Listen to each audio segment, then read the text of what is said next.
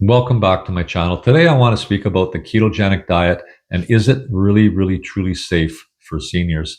So, for the last 7 years, I can speak to the fact that I have been on this ketogenic diet and I've done a ton of research. And to this day, I still do research. I research it almost daily to make sure that I'm on the right path and that I'm not going down any crazy rabbit holes or science isn't proving this wrong. So, a keto diet is a very simple diet, really. It's we're eating whole foods. What's more important is that to be on a keto diet, you're reducing all the crappy foods that we've been introduced to in the last 100 years. And I'm talking about high carb foods, ultra processed foods. So any foods that contain a substantial amount or any kind of a sugar, whether it be a fruit juice, whether it be a Starbucks blended coffee with all the trimmings, anything that introduces sugar into our diet. Carbohydrates can be made from or found in things like grains and rice and pasta and pizza. So we have to eliminate all those as well. We want to keep our carbs to about 25 carbs per day or under. And that's what I've done for the last 7 years. The reason I gave this a shot 7 years ago is that I found 30 pounds that I didn't like and they weren't my friends. So I wanted to lose those 30 pounds. I also found that my blood pressure was creeping up and not to the amount where I needed to be treated. And my doctor always knew that I didn't want to go on any chronic medication, but I would if it was the better choice. But my blood pressure would be about 150 over 90, and I wanted to get that down. And everybody around me, my age, it seems like everybody was getting type 2 diabetes or pre-diabetic. And I wanted to avoid that as well. And I'd heard things about keto being good for your brain health. So I thought, well, what do I have to lose? I tried it for 30 days. I did the research. I felt comfortable that it was safe and away I went. So I eliminated all that crap that I spoke about. And I just continued to eat the whole foods that I would normally eat. Primarily, in my case, it was meat heavy. And you can do this on vegan as well. In my case, it was very meat heavy. I continued to eat the meat. And I had non-starchy vegetables. I would still have a small amount of fruit, small amount of berries and nuts and that type of thing. But I was really aware of what I ate and what I drank just to keep that level under 25 grams of carbs. And I found that within about a week or so, I went into ketosis, and you can measure that on a urine test stick. I was in ketosis. I started dropping weight, and I felt great. And I'm a professional investigator, and I found that my work became easier. My brain fog lifted. I felt that my moods were better. My anxiety was down.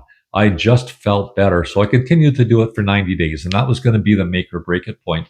And I looked at the research, found out, is saturated fat really bad for us, like we were told?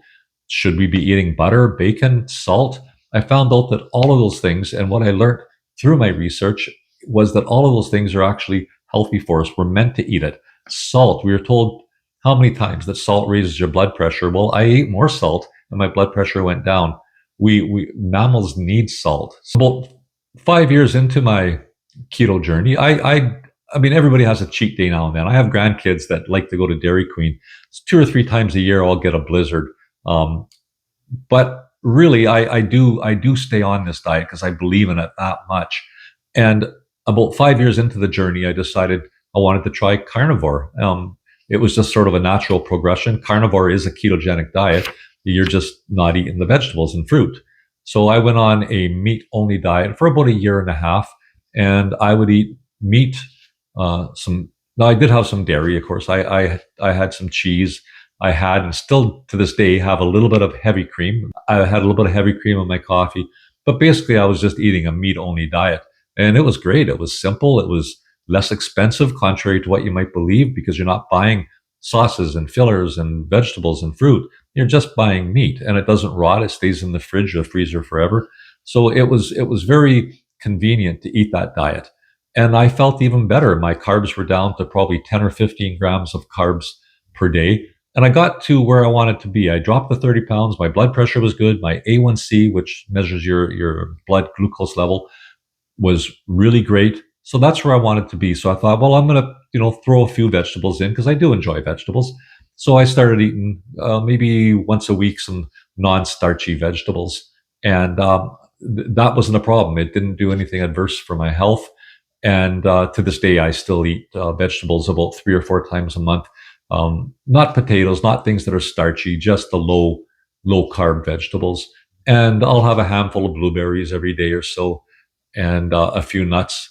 And that's kind of my diet to this day. And it's easy to do, and I enjoy it, and I feel that it's safe. It's made my health better, and it's not just affected my health from the diet.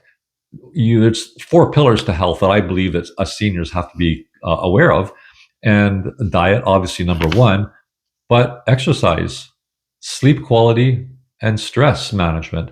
And when you're feeling healthy and you lose weight and you have more energy and you don't have the brain fog, I find that it's easier for me to get out there and exercise. And my exercise, I don't go to a gym, but my exercise is some resistance training at the house, and a lot of walking. And it's much easier to do now that I'm a bit healthier from my diet.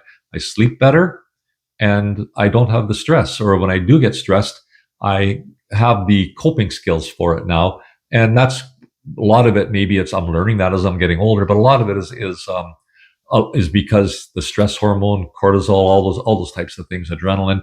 When you're eating a whole food ketogenic diet, keeping the carbs down, it helps all those hormones as well. So I do believe in this keto diet. I will be doing it, hopefully, for the rest of my life. And again, if science ever proves me wrong, well, then I guess I'll have to change. But for now, I believe in keto. I think it is safe for seniors. I think it is safe for any age. We're born in ketosis as babies, and it is something that I believe in. If you like this video, subscribe, hit like, or give me some comments on your journey or your thoughts on the keto diet. Do you want to start it? Are you just beginning it? Do you have any questions? Leave me a comment. I'd love to hear from you, and everybody have a good day.